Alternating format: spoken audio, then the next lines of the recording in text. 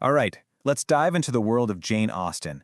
But we're not just going to talk about dreamy romances and fancy parties today. Nope, we're going to unpack one of her most brilliant social critiques, and we're going to do it by looking at one single, all-important character, the father.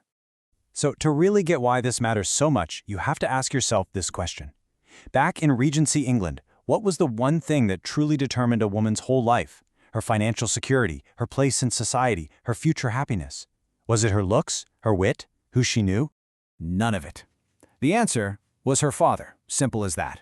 His choices, his planning, or even his laziness had the power to either set his daughter up for life or ruin her completely. Okay, so let's set the scene here, because the reality for women back then was, well, it was precarious. We read Austen's books and think of them as these great love stories, but you know what? Underneath all that, they're really stories about economic survival. For our favorite heroines, the facts of life were kind of brutal. Marriage wasn't just a romantic fantasy. For most of them, it was the only way to be financially secure. Your entire social status came from your husband, and to get a decent husband, you needed a dowry. And who was in charge of all of that? You guessed it, Dad. His ability to handle the family money was, quite literally, everything. So what this means is that the father becomes the ultimate gatekeeper. He's the patriarch, sure, but he doesn't just hold the keys to the house, he holds the keys to his daughter's entire future.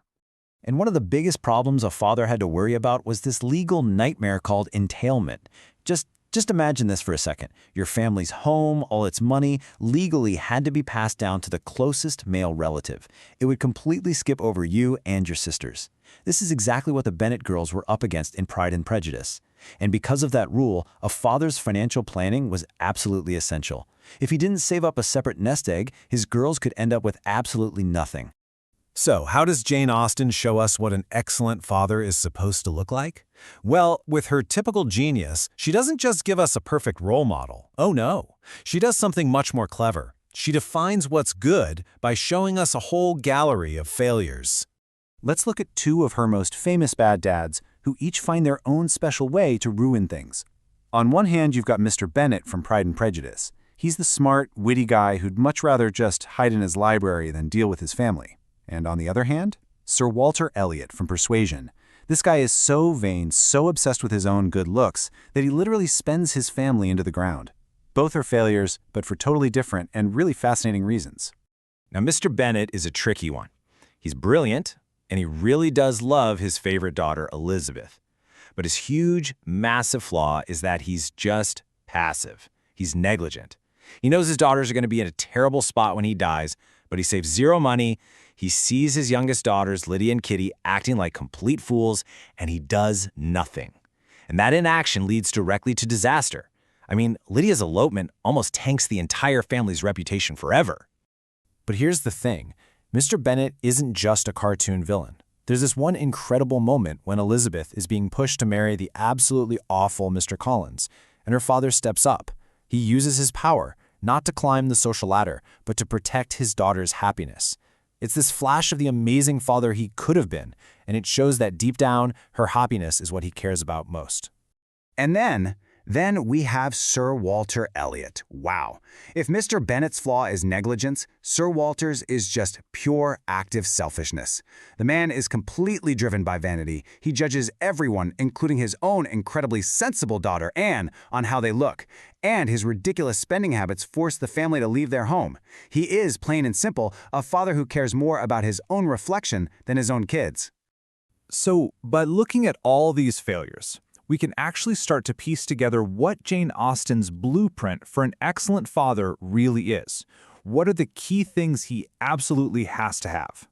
Well, here it is. Number one, and this is the big one, financial prudence. He's got to be smart with the family's money. Number two, moral guidance. He has to actually teach his kids right from wrong. Third, affectionate support. He has to be there for them emotionally. And finally, a real protective instinct, especially when it comes to checking out potential husbands and making sure his daughter is safe and happy. I just want to stop and really hammer this one point home. In Austen's world, all the love and witty jokes in the universe meant nothing if a father failed at this one duty. Financial prudence wasn't just a nice to have, it was the absolute foundation of being a good dad.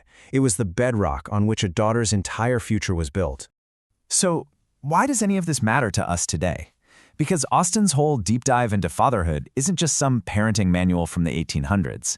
It is a razor-sharp, powerful critique of an entire society.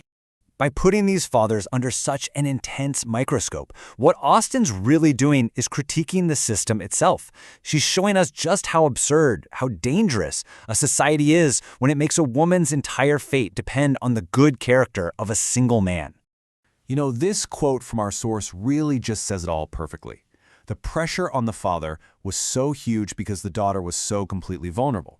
A father being excellent wasn't just a nice personal quality, it was a basic requirement for a woman's survival. And really, that's the thought I want to leave you with.